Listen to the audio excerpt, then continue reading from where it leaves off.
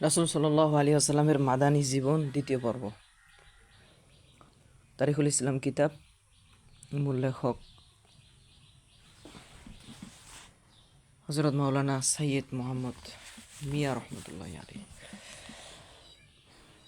Medina Taiyaba, মদিনাবাসী, তাদের আত্মত্যাগ এবং মদিনার বিভিন্ন দল। আলোচ্য বিষয়: মদিনার পূর্বনাম ও ভৌগোলিক অবস্থান, আনসার ও মুহাজিরের পরিচয়, ইয়াহুদি ও মুনাফিকের পরিচয়, ইসলাম ও মুসলমানদের প্রতি ইয়াহুদিদের শত্রুতা ও বিদ্বেষ পোষণের কারণ, ইয়াহুদিদের ফিতনা নির্মূলের নবী করিম সাল্লাল্লাহু আলাইহি ওয়াসাল্লামের কর্মসূচি।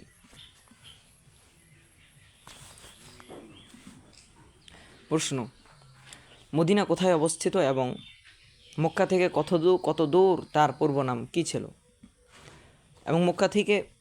মদিনা কোথায় অবস্থিত এবং মক্কা থেকে কত দূর তার পূর্বনাম কী ছিল? আরব ভূখণ্ডে মক্কা থেকে উত্তর দিকে প্রায় 250 মাইল দূরে অবস্থিত একটি শহর। তাকে প্রথমে ইয়াসরিব বলা হতো, এখন বলা হয় মদিনা।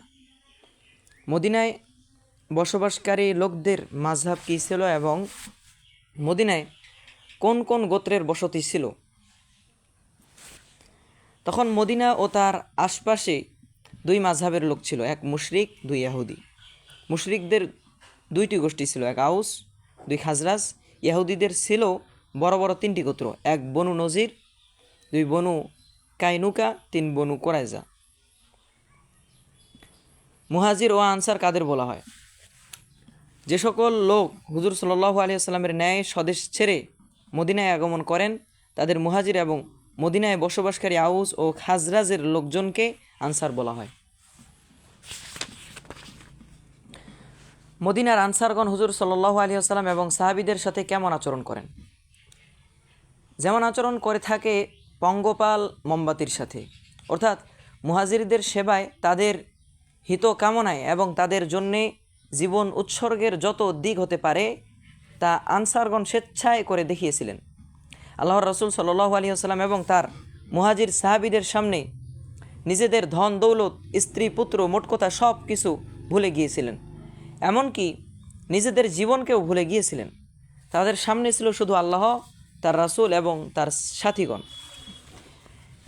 একজন আনসার মোটেই একথার পরোয়া করতেন না যে তার ছোট ছোট শিশু ক্ষুধার্ত, বরং তার সবচেয়ে বড় আকাঙ্ক্ষা এই থাকতো যে তার মুহাজির অতিথি পরিতৃপ্ত থাকুক, সে নিজে হাসি মুখে কষ্ট স্বীকার করলেও তার মুহাজির ভাই আরামে থাকুক।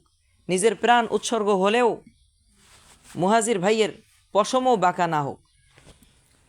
প্রথম মুহাজিরদের বসবাস এবং তাদের সময় কাটানোর কী ব্যবস্থা হয়েছিল?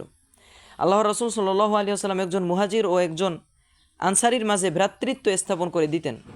তারপর তারা একেবারেই সহোদর ভাইয়ের মতো হয়ে থাকতেন, এমনকি একে অপরের উত্তরাধিকারীও হতেন।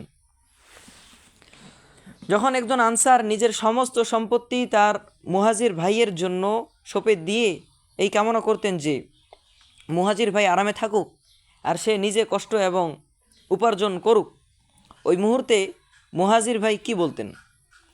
মুহাজির ভাই বলতেন, আল্লাহ আপনার দৌলতে বরকত দান করুন, ভাই আমাকে মজুরি অথবা ব্যবসার কোনো পথ দেখিয়ে দাও। অতঃপর তিনি নিজে বাহুবলে উপার্জন করে জীবনযাপন করতেন। তারা কেন এমন করতেন? এজন্যে যে তাদের আত্মমর্যাদাবোধ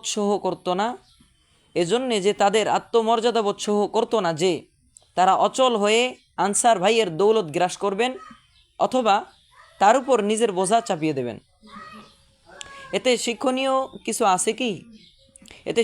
কিছু আছে কি?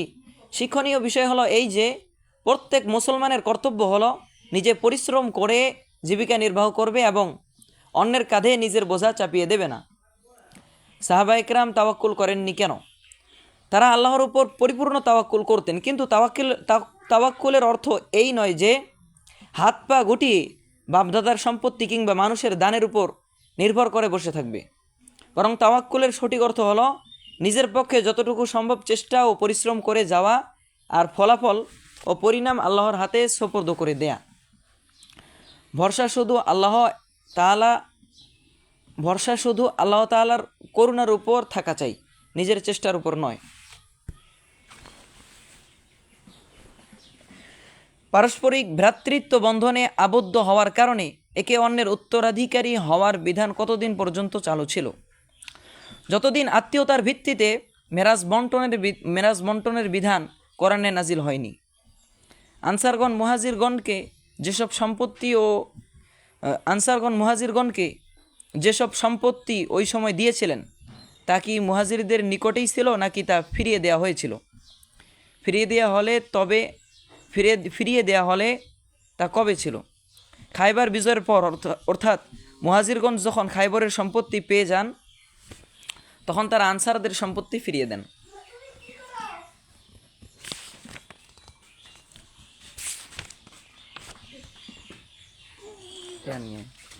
চেয়ার